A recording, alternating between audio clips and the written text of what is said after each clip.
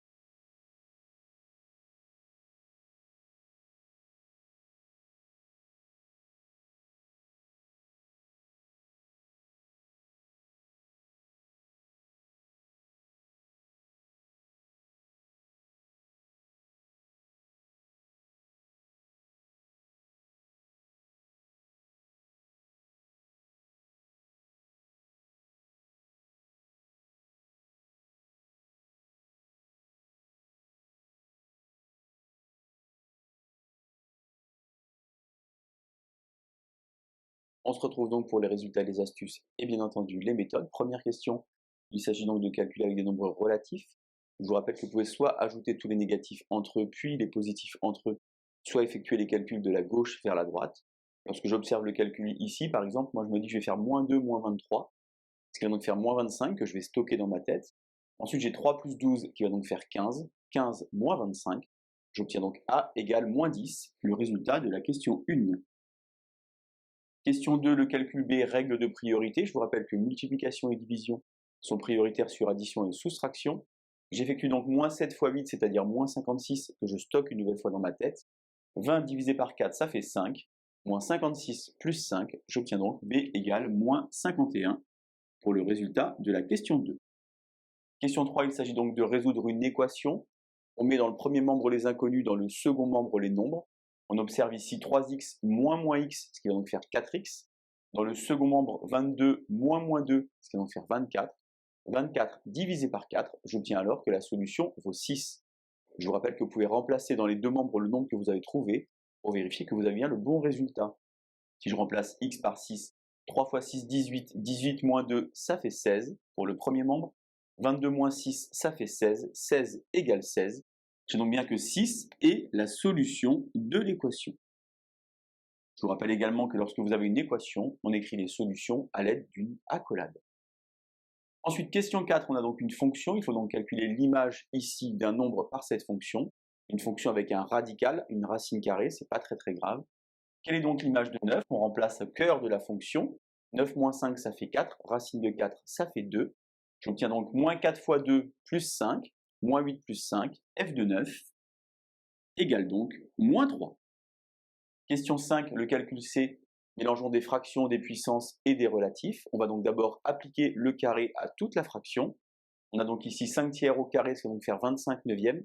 Attention, le petit moins devant n'est pas concerné par le carré. Il faut donc finalement faire moins 25 neuvièmes plus 4. On va donc mettre au même dénominateur. 4 fois 9, 36. Il faut donc faire 36 moins 25, c'est-à-dire 11 neuvièmes, puisqu'on n'oublie pas évidemment le dénominateur pour le calcul C. Question 6, le calcul D, un petit peu de calcul littéral. Je vous rappelle que lorsqu'il y a un moins devant les parenthèses, il faut supprimer la parenthèse, le moins, et changer tous les signes dans la parenthèse. On va par exemple s'occuper en premier des inconnus, des x, des lettres. 3x moins 2x, on a donc x pour commencer. On peut évidemment écrire 1x, c'est la même chose. Concernant les nombres 3 x 4, 12, 12 moins 5, j'obtiens alors plus 7. Le résultat du calcul D est donc x plus 7.